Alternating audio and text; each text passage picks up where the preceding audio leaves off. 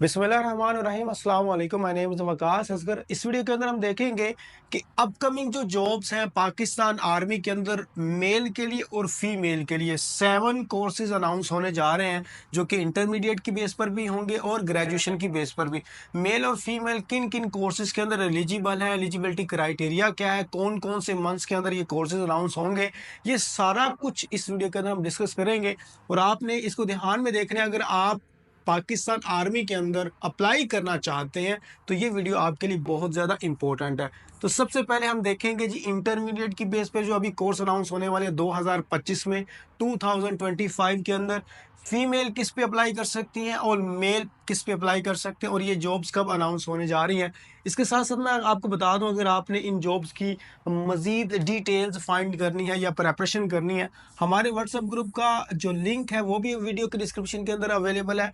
और जो WhatsApp channel है जिस पे हम सारा मटेरियल वगैरह सेंड करते हैं, वो भी वीडियो की डिस्क्रिप्शन के अंदर भी है और मैं फर्स्ट कमेंट के अंदर भी पिन कर दूंगा। आप इनको ज्वाइन करें, यहाँ आपको कंप्लीट डिटेल और गाइडलाइंस प्रोवाइड की जाएंगी। अब हम चलते हैं जी अपनी पोस्ट की तरफ। तो सबसे पहले जो सबसे नज़दीक पोस्ट है जो अभी अनाउंस होने वाली है मेरी वीडियो अपलोड करने के कुछ अर्सा बाद, वो है जी आर्म्ड फोर्स नर्सिंग सर्विसेज, जिसको हम AFNS कहते हैं। अब ये सिर्फ और सिर्फ फीमेल्स के लिए, आगे मेल के लिए भी आ रही हैं, ग्रेजुएशन वालों के लिए भी आ रही है, हम इंटरमीडिएट की बेस पे देख रहे हैं। अब इसका नाम है जी AFNS और ये साल में एक दफ़ा अनाउंस होने वाली है। अभी हमारे पास अप्रैल ख़त्म होने वाला है, तो ये जुलाई और अगस्त के अंदर जो है ना अनाउंस हो जाएंगे। जून के अंदर भी हो सकती है, लेकिन जुलाई और अगस्त के अंदर जो है ना वो एक्सपेक्टेड है अभी अनाउंस हो जाए। अब इसमें अप्लाई कौन कर सकती हैं? वो स्टूडेंट्स जिन्होंने मैट्रिक में 60% सिक्योर किए हुए हैं और FSC में उनके 50% है, मिनिमम ये क्राइटेरिया है। अगर आपके मैट्रिक में 60 से कम है और FSC में आपके 70 या 80% भी है तो आप अप्लाई नहीं कर सकती। आप मैट्रिक मिनिमम 60% और FSC मिनिमम 50%, दोनों का पॉसिबिलिटी होना बहुत ज़रूरी है, दोनों का ये क्राइटेरिया फुलफिल करना बहुत ज़रूरी है। एज इसके अंदर जो लिमिट है वो है जी 17 से लेकर 25 ईयर तक स्टूडेंट्स जो गर्ल्स हैं वो अप्लाई कर सकती हैं। हाइट जो होती है आपकी 5 फीट रिक्वायर है, और अगर आप BMI के अकॉर्डिंग अपना वेट चेक करना चाहती हैं तो तकरीबन इतना होना चाहिए, लेकिन आपका वो वेरी करेगा हाइट से और उसके अलावा एज के लिहाज से। अब ये हमारे पास आ गई जी फीमेल की। सेकंड नंबर पर जो पोस्ट अनाउंस होने जा रही है वो है मेल कैंडिडेट्स की, जिसको हम कहते हैं AMC army medical cadet course. और ये जो है वो साल में एक दफ़ा अनाउंस होगी, इसको AMC कहते हैं। और ये 2025 में जून और जुलाई के अंदर अनाउंस होगी। AFNS और AMC तकरीबन सेम सेम होते हैं, ठीक है, लेकिन इसके अंदर एक अलग से उन्होंने क्राइटेरिया सेट किया हुआ है, तो तकरीबन ये सेम मंथ या थोड़े से गैप से जो ना वो अनाउंस हो जाती है। अब इसके अंदर जो स्टूडेंट्स मैट्रिक के अंदर 50% वाले हैं और FSC में आपके 70% होने चाहिए, यानी कि 70% वाले ही इसमें अप्लाई कर सकते हैं। मैट्रिक का इसमें कोई इतना क्राइटेरिया नहीं दिया हुआ। यहाँ पर उन्होंने इंपॉर्टेंट पॉइंट्स के लिहाज से ये दिया कि it is mandatory for the candidates to appear and pass fresh NUMS MD-CAT। जो आपका MD-CAT टेस्ट है उसको जो है ना वो आपने तमाम फोर्सेस के अंदर एडमिशन लेने के लिए उसका पास होना आपको ज़रूरी है। अब अगर हम कुछ और डिटेल देखें तो वो ये है कि आपकी जो एज है वो 17 से 21 ईयर की होनी चाहिए। हाइट जो मेल के लिए होती है वो 5 फीट और 4 इंच होती है। वेट अगर BMI से चेक करें तो मेल का जो है 50 टू 75 kg के दरमियान होना चाहिए, लेकिन आप चेक कर लीजिएगा, वो आपका अपना होगा, ठीक है। उसके बाद हम चलते हैं जी टेक्निकल कैडेट कोर्स, जो इसके बाद अनाउंस होगा। अब टेक्निकल कैडेट कोर्स के अंदर कौन कौन सी चीज़ें हैं जी? एक तो ये कि सिर्फ और सिर्फ मेल अप्लाई कर सकते हैं। अभी ये हमारे पास 37 आया, फिर 38, और ये वन टाइम हमारे पास अनाउंस होता है। अभी ये दिसंबर में जाके अनाउंस होगा, ठीक है, अभी 2025 में, या फिर अगर जनवरी में जाता है तो फिर नेक्स्ट ईयर हमारे पास स्टार्ट हो जाएगा 2026। इसमें अप्लाई करने के लिए आपके पास मैट्रिक के जो है वो 55% होने चाहिए, और उसके बाद FSC के जो है आपके वो 60% होने चाहिए। ये जो है FSC इंजीनियरिंग वालों के लिए है। जो MD-CAT जो AMC मैंने बताया आपको, वो FSC आपका मेडिकल वालों के लिए है। तो ये दो चीज़ें जो हैं वो आपकी ये रिक्वायर होनी चाहिए।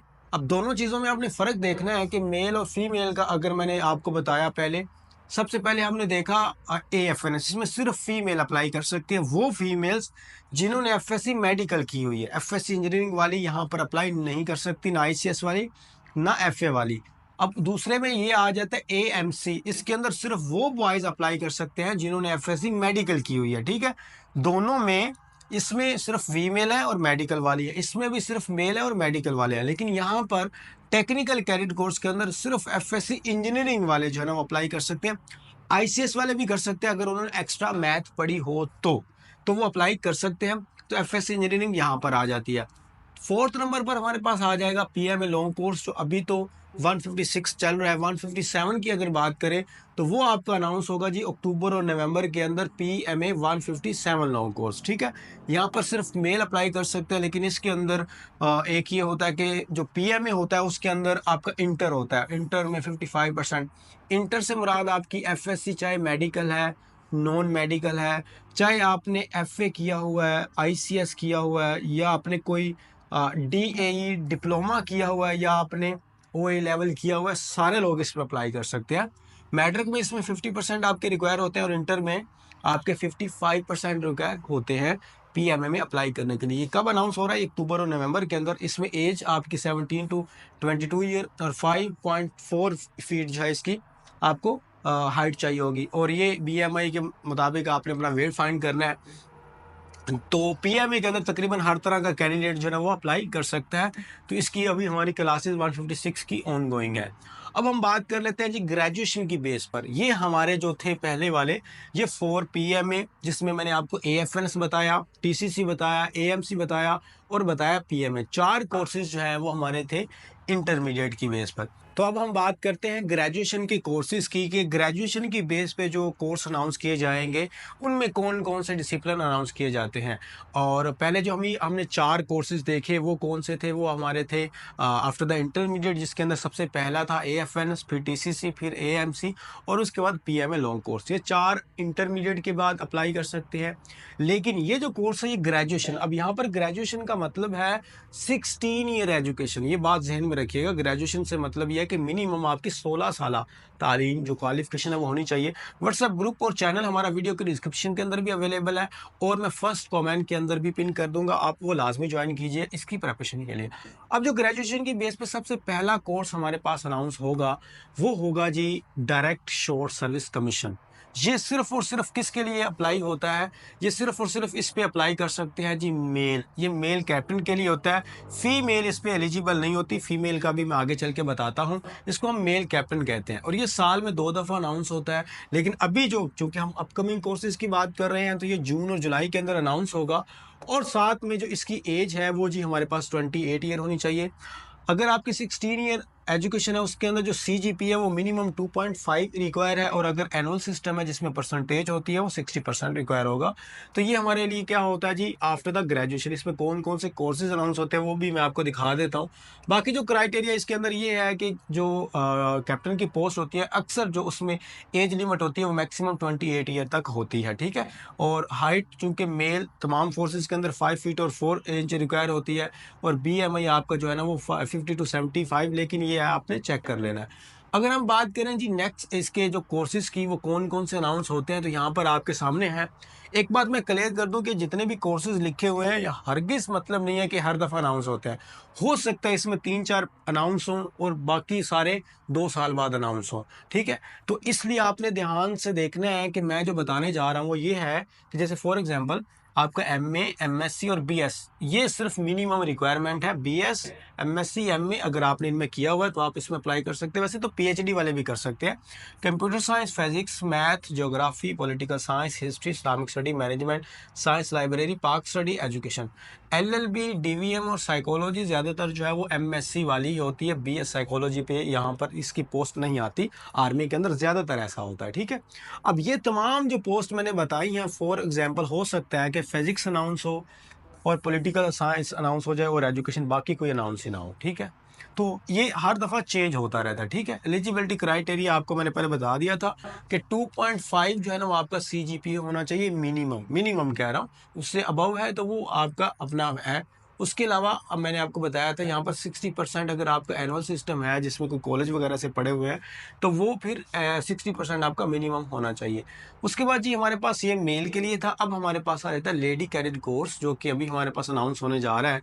इसमें सिर्फ और सिर्फ फीमेल कैप्टन अनाउंस जो है ना वो अप्लाई कर सकती हैं। और अप्लाई इनका कब आ रहा है? इनका जून और जुलाई में, वैसे आफ्टर 6 मंथ, हर 6 मंथ बाद ये अनाउंस होता है। अभी जो एक्सपेक्टेड है वो जून जुलाई के अंदर 2025 में है।